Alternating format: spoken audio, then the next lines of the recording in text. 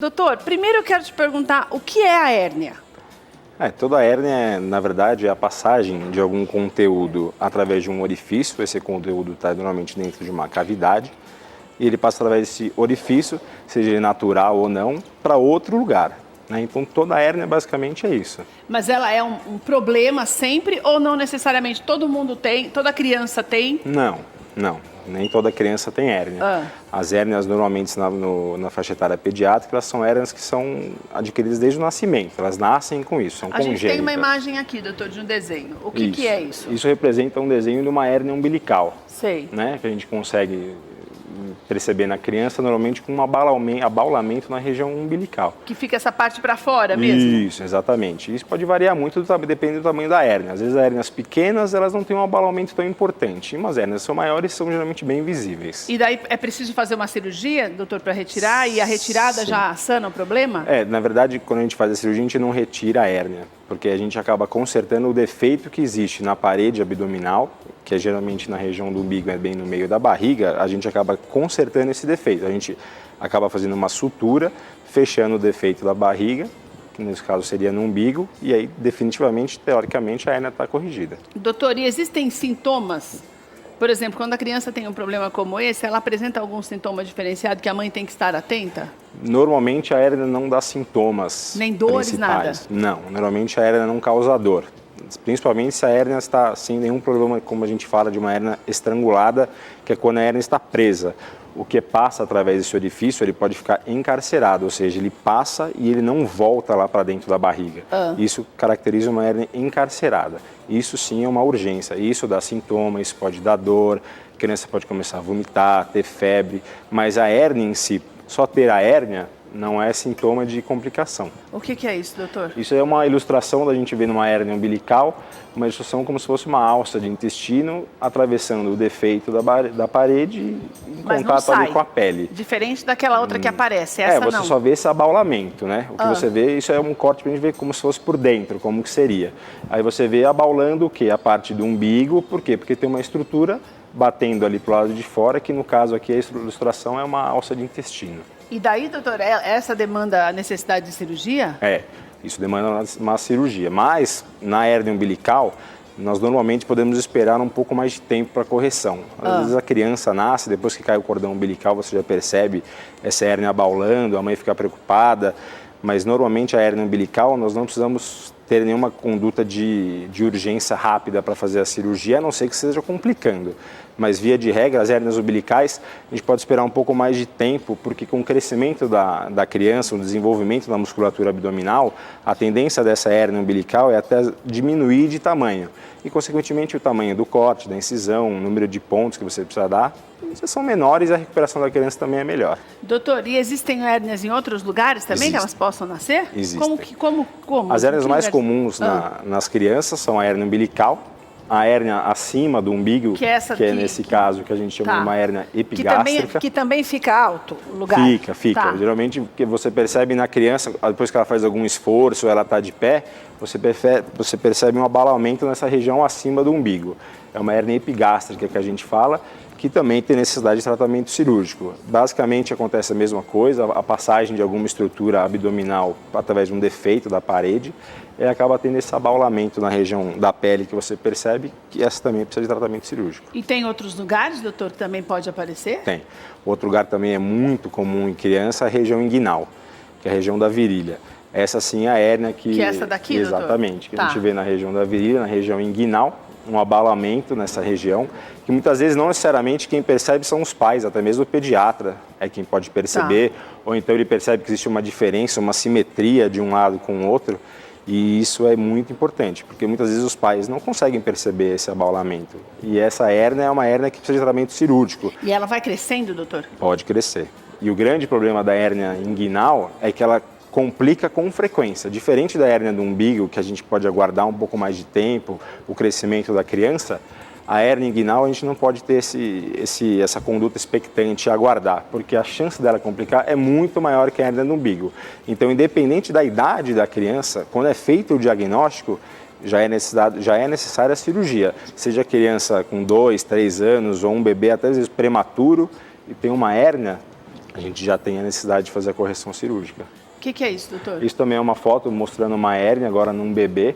A gente percebe esse abaulamento inguinal nessa região, bem próxima da região dos testículos da criança.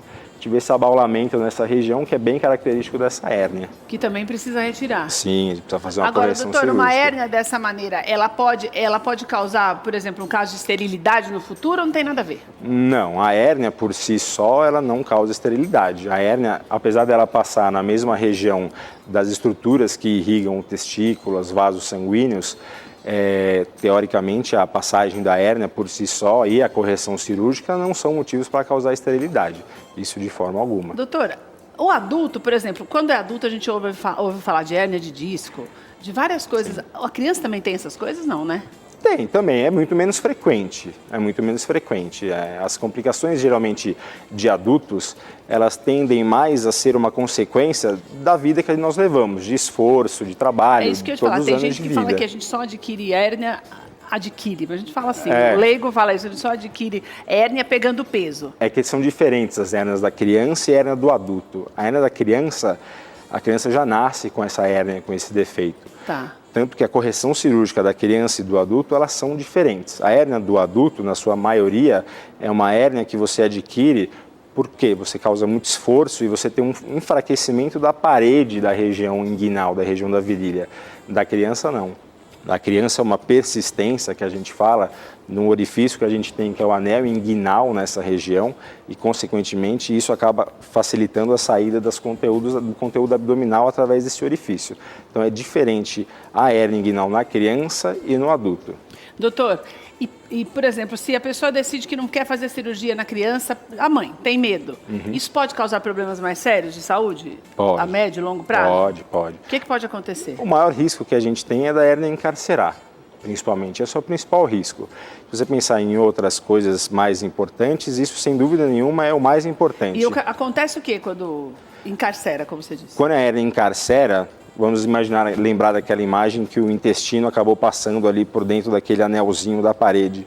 Se você imaginar que esse intestino passa através desse buraco e ele não consegue voltar, ele está preso ali. Consequentemente, pode ser que ele só fique preso, mas o aporte sanguíneo dele esteja mantido. Mas pode ser que pare de chegar sangue nesse intestino. Consequentemente, causa uma necrose intestinal. E aí é uma complicação gravíssima. Né? De uma coisa que pode ser resolvida com muita facilidade, se descoberta e... Sim, né, que normalmente quando você descobre essa hérnia, você acaba fazendo uma cirurgia de forma eletiva, com dia, hora marcada, uma programação, diferente do caso de uma hérnia que esteja encarcerada, estrangulada. São hérnias que você precisa acabar operando de uma forma urgente, no mesmo dia, naquele momento, que não é a situação ideal de forma nenhuma. Doutor, para a gente finalizar, a mãe tem que tomar alguns cuidados ou fazer observar melhor a criança para ver se ela tem um problema como esse ou não? Pode. Muitas vezes a gente sabe que é difícil porque a maioria das pessoas são leigas no assunto, não consegue identificar esse tipo de alteração.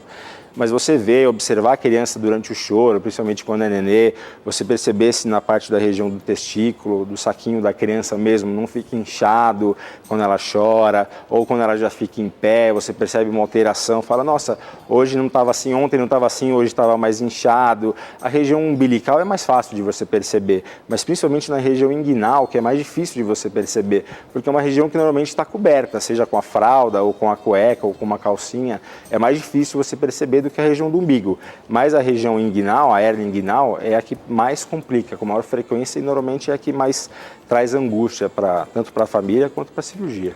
Doutor, qual é o tempo? A gente sempre recomenda aqui no programa os adultos que pelo menos uma vez por ano possa ir ao médico, fazer um check-up, ver se está tudo certo, quando está bem de saúde. O que a gente faz com as crianças? Mesmo período ou menos? As crianças, normalmente, o que acontece? Elas procuram um cirurgião pediátrico, normalmente após ter uma passagem com a consulta com o pediatra. Né? Geralmente, quem percebe, se a mãe percebe alguma alteração, ela pode vir diretamente a nós ou então encaminhado pelo pediatra. As consultas com pediatras são todas rotineiras, dependendo da idade. Né? Geralmente, quando elas são mais novas, são mais frequentes todo mês e vão se espaçando. A consulta com o cirurgião pediátrico, ela pode ser realizada necessidade mesmo. numa necessidade ou numa dúvida diagnóstica. Não existe um prazo específico, se você não tem nenhuma patologia a princípio, não existe um prazo definido. É mais se você tem alguma dúvida diagnóstica ou um encaminhamento do próprio pediatra. Mais importante é que você frequente, leve o teu filho ao pediatra, porque quando há algum problema, já existe esse encaminhamento e é uma coisa muito fácil para você resolver. O doutor explicou direitinho para a gente. Se tem alguma dúvida, você assiste amanhã a reprise do programa. Vou deixar para você o site do doutor para que você possa, doutor Elber, para que você possa realmente entender um pouco melhor o trabalho do cirurgião pediátrico. Às vezes você tem muitas mães que têm medo, né, doutor, de procurar ajuda médica. Acho que é tudo, começa a achar que é tudo besteira da cabeça. Da cirurgia em si, né? Principalmente quando se trata em cirurgia, porque a criança é tão delicadinha. Quando você pensa numa cirurgia, esses dias um cirurgião cardíaco contou pra gente que fez uma cirurgia cardíaca numa criança de 20 dias. E só de você pensar nisso já é desesperador, né, Exatamente. doutor? Mas não se preocupe não, porque eles estudaram muito para isso. A melhor coisa que você faz é buscar ajuda médica para evitar maiores problemas e para o teu filho possa crescer com saúde. Doutor, adorei nossa conversa. Obrigado. Volte sempre, viu? Com certeza, obrigado. O site do doutor é cirurgiainfantil.com. Entra lá para você conhecer mais o trabalho do doutor, para você ter mais informações quando há necessidade de você marcar a tua consulta com o cirurgião pediátrico. Tem o telefone também para você entrar em contato, que é o 4305-7322. Obrigada, doutor. Obrigado.